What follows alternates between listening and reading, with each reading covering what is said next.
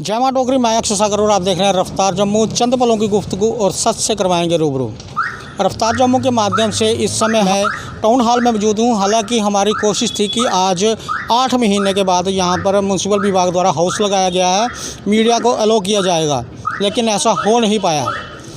हमारे साथ बातचीत करने के लिए यहाँ पर मौजूद हैं वार्ड नंबर 9 के पार्षद सुनीत रैना जी। सुनीत रैना जी, रफ्तार जम्मू में आपका हार्दिक धन्यवाद जी।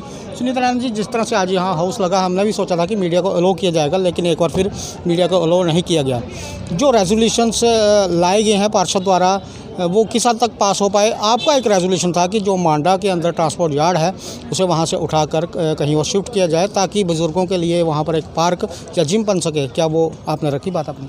बिल्कुल। पहले तो आपका जो पहला क्वेश्चन था कि 8 महीने के बाद जो हाउस लग रहा है और मीडिया को अलो नहीं किया गया, मुझे लगता है कि 8 महीने के बाद जो हाउस लग रहा है, अगर इसमें एडमिनिस्ट्रेशन का एक हाथ होता है, इसमें SOPs का भी थोड़ा बहुत हमें पालन करना है।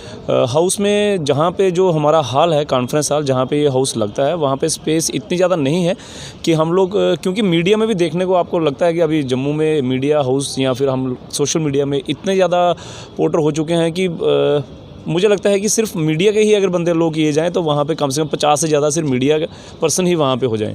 तो SOPs को देखते हुए इसलिए मीडिया को अलो नहीं किया गया। लेकिन मुझे लगता है जैसे जैसे अभी देश में कोरोना के हालात ठीक हो रहे हैं, आने वाले समय में मीडिया को भी अलो किया जाएगा और हाउस जो है वो प्रॉपर वे में हर मंथ लगाया जाएगा।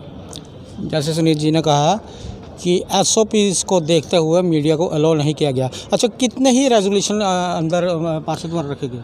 इसमें मैक्सिमम सभी जितने भी पार्षद हैं उन सबको एक एक रेजोल्यूशन और एक क्वेश्चन के लिए अलो किया हुआ था, और मैक्सिमम सभी पार्षद जितने भी हैं सब ने अपने अपने रेजोल्यूशन और क्वेश्चन रखे हुए थे। अब उसमें से कुछ रेजोल्यूशन जो उनको लगता है कि ये जेन्युइन है और लोगों के हित में है और ये होने चाहिए, तो वो पूरी जितने भी कॉर्पोरेशन के अंदर पार्षद हैं सबकी रजामंदी के साथ, सहमति के साथ उनका हाउस में पास किया जाता है। सेम ऐसे ही मेरा भी आज का जो रेजोल्यूशन था, यहाँ पे हमारे पास, मैंने पहले भी हाउस में ये पॉइंट आउट किया था, वहाँ पे अगर आप मेरे कॉर्पोरेशन से पहले की अगर मैं बात करूँ तो वहाँ पे एक बहुत बड़ा गंद का आप देखते गाड़ियाँ थी, जगह जगह से जो बंद पड़ी हुई गाड़ियाँ, वो वहाँ पे स्क्रैप, एज ए स्क्रैप उनको वहाँ पे छोड़ दिया गया हुआ था। उसके बाद उनका एक टेंडर किया गया जहाँ से उसको सफाई की गई। अब पहले से मुझे लगता है कि 50% जो है वो एरिया साफ़ हो चुका है। और आने वाले समय में जो मेरा रेजोल्यूशन था इस बार का, वो ये था कि पूरे जम्मू से लोग जो है वो ऊपर सैर करने के लिए मांडा में आते हैं, और कुछ ओल्ड एज लोग जो हैं वो उस ऊपर ट्रैक पे ऊपर तक नहीं जा सकते। तो मुझे लगता है कि उन लोगों की सहूलियत के लिए वो जो एरिया है वो वहाँ पे एक सीनियर सिटीजन पार्क जैसे चंडीगढ़ में देखने को मिलते हैं।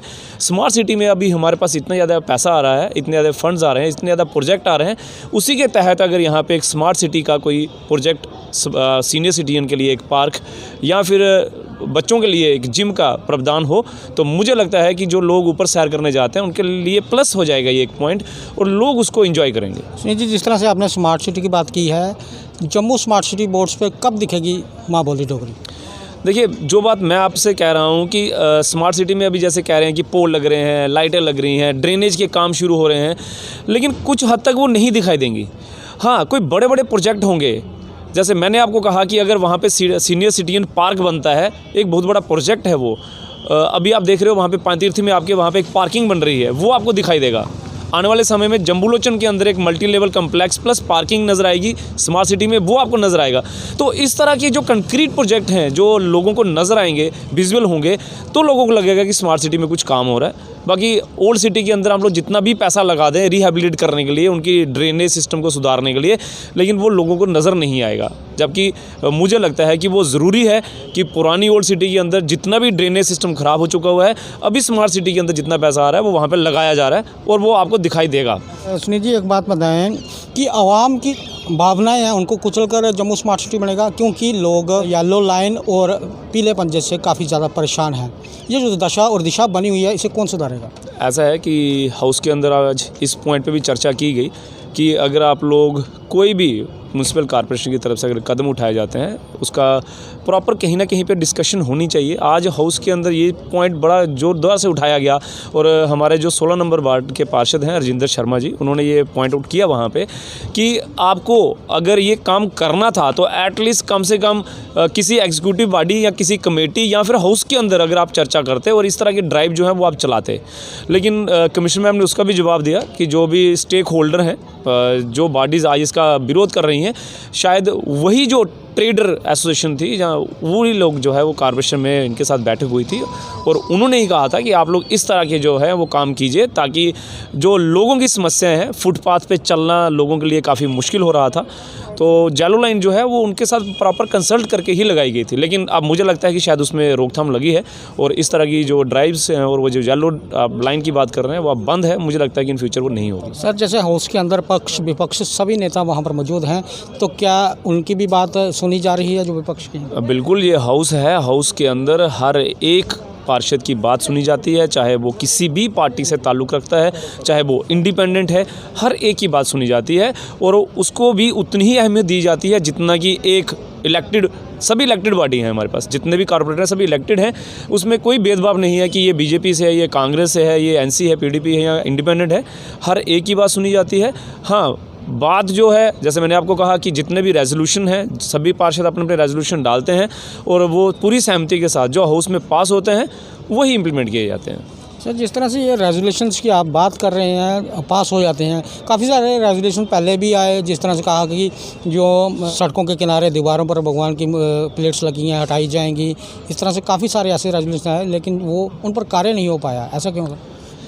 देखिए, ऐसे है कि अगर मैं कोई रेजोल्यूशन हाउस में डालता हूं तो फिर वो मेरी भी एक ड्यूटी बनती है कि मुझे उसे फॉलो भी करना है कि वो काम क्यों नहीं हो रहा। रेजोल्यूशन अगर पास हुआ है तो मुझे अपना कंसर्निंग डिपार्टमेंट जो भी हमारा एग्जिन है, कंसर्निंग या कमिश्नर है, मैम उनसे मिलना चाहिए और उनसे बात करनी चाहिए। मुझे लगता है कि ये जो रेजोल्यूशन है ये हमारे ही पार्षद नरोत्तम शर्मा जी ने डाला था और जिसमें उन्होंने लिखा हुआ था कि लोग भगवान की जो मूर्तियां हैं वो गलियों में लगा देते हैं, कॉर्नर में लगा देते हैं और कहीं ना कहीं वो एक कम्युनिटी को देखा गया हुआ है कि लोग उसको भी बिना देखे वो जो गंद फेंक रहे हैं, जो भी एक्टिविटीज़ वहाँ पे होती हैं वो इंस्पाइट ऑफ दैट वहाँ पे वो मूर्ति लगाने के बाद भी वो सारा वहाँ पे चल रहा है, जबकि ऐसा नहीं होना चाहिए था। मुझे लगता है कि वो पार्षद की भी ड्यूटी बनती है कि अगर ऐसे कोई कॉर्नर या ऐसे कोई पॉइंट आपकी नज़र में आपके एरिया में है तो उनको पॉइंट आउट किया जाए और कंसर्निंग डिपार्टमेंट से, हेल्थ सेक्शन से बात की जाए, या तो वहाँ से उनको हटाया जाए या फिर कोई इस तरह का प्रावधान किया जाए ताकि वो लोग जो है वहाँ पे वो इस तरह का काम ना करें। एक मुहिम आपकी तरफ से चलाई गई थी म्यूनसिपल विभाग की तरफ से,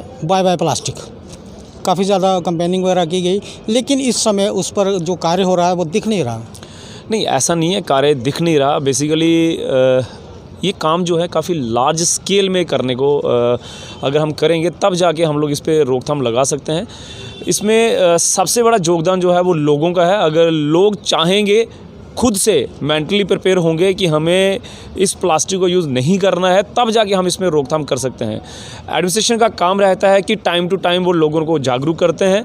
मुझे लगता है कि जितने भी हमारे वार्ड हैं हर एक सर, जागरूक कम किया जा रहा है, चलान ज़्यादा किए जा रहे हैं। हालांकि चलान सबसे पहला सरकार का होना चाहिए क्योंकि सरकार एलो करती है तभी लिफाफे आ सकते हैं। नहीं, ऐसा नहीं है, सरकार किसी को भी अलो नहीं करती। फैक्ट्रीज़ लगी हुई हैं और फैक्ट्रीज़ के अंदर आपको पता होगा कि शायद इन्होंने अलो किया हुआ है कि कितने का आप लोग बना सकते हो, कितने का नहीं बनाते। तो मल प्रैक्टिस तो हर जगह पे है, वो लोग दिखाते कुछ हो रहे हैं, करते कुछ हो रहे हैं। हाँ, आपका कहना सही है कि अगर इस पर नकेल कसना चाहते हो तो एडमिनिस्ट्रेशन को चाहिए कि जहाँ से ये इसका जो रूट है, जहाँ पे ये बनते हैं, अगर हम लोग वहाँ पे नकेल कसें तो ये मार्केट तक पहुँचे ही ना। इंस्पाइट ऑफ कि हम लोग मार्केट में जाके लोगों को हरास करें, मार्केट में जाके उन लोगों से ये माल जब्त कर लें, उन लोगों की जो पूंजी है वो बर्बाद हो जाए और फिर हमें गालियाँ निकालें। उसके बजाय हमें वहाँ तक पहुँचना चाहिए जहाँ पे ये बन रहा है और कोशिश करनी चाहिए कि उन फैक्ट्रीज़ को सील किया जाए जहाँ से ये बाहर आ रहा है। तो मुझे लगता है फिर जाके इसमें रोकथाम होगी। आइदर हम लोग जितनी मर्जी कोशिश कर लें, हम इस पर रोकथाम नहीं लगा पाएंगे। ये थे सुनीत रैना जी, वार्ड नंबर 9 के काउंसलर। हालांकि हमारी कोशिश थी कि हम भी हाउस के अंदर जाते और देखते वहाँ पर किस तरह से कार्रवाई हो रही है, नहीं अलो किया गया। और हम जो प्रश्न बनाकर लाए थे कि जो पूछेंगे नहीं वहाँ पर पूछ सके, लेकिन सुनीत रैना जी के आगे हमने वो सारे प्रश्न रखे और बड़े ही अपने अंदाज में इन्होंने हर एक प्रश्न का जवाब दिया। आगे भी देखते रहें रफ्तार जम्मू। जय जम्मू, जय भारत।